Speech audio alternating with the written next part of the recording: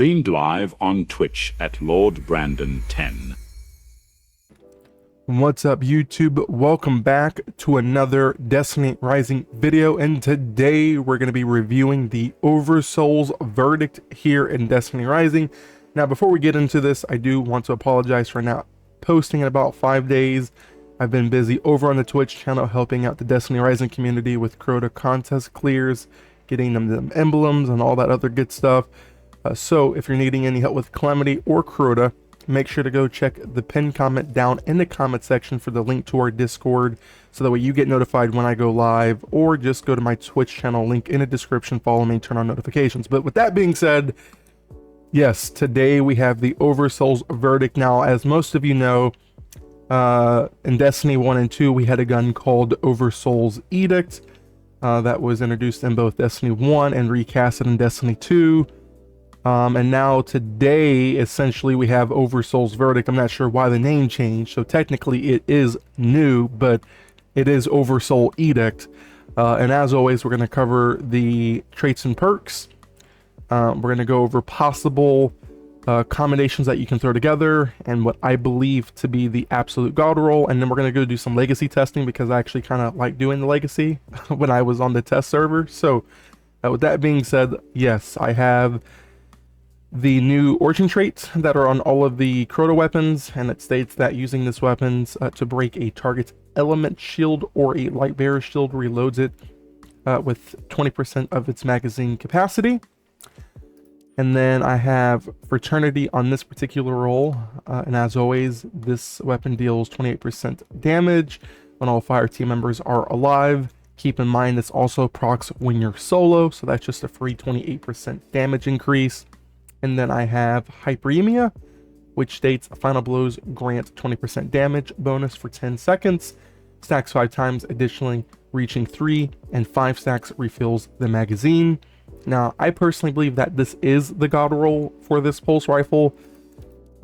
Possible perks that you could put together, I just think Fraternity overall is just like #1 perk you must have, at least in my opinion. It's honestly a free 28% damage buff, but if you don't want to be dependent on your teammates like whatsoever when you're in team play, then you could go Fire Rush.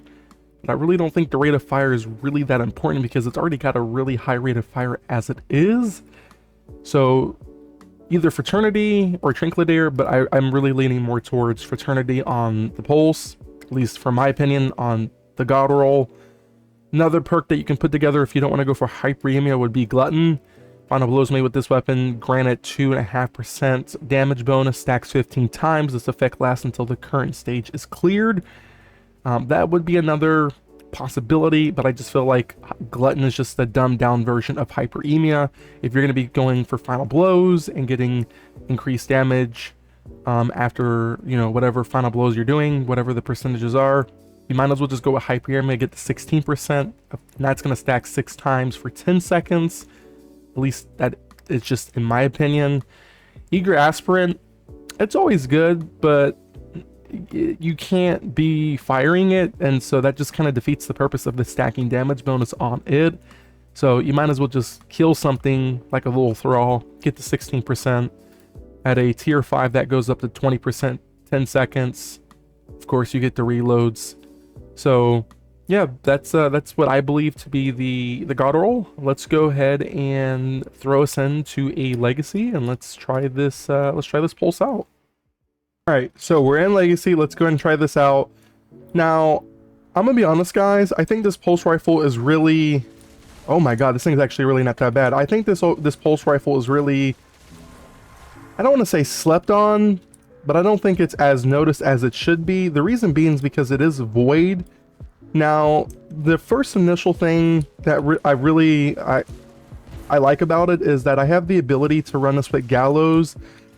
When I use weapons, I like to match the elements on my weapons, so that way I'm not running, like, let's say one solar, one arc, or whatever the case is.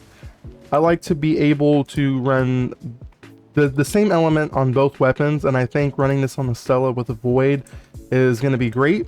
I don't know why, because I wouldn't necessarily put that on my artifacts. That's just how I play, I guess.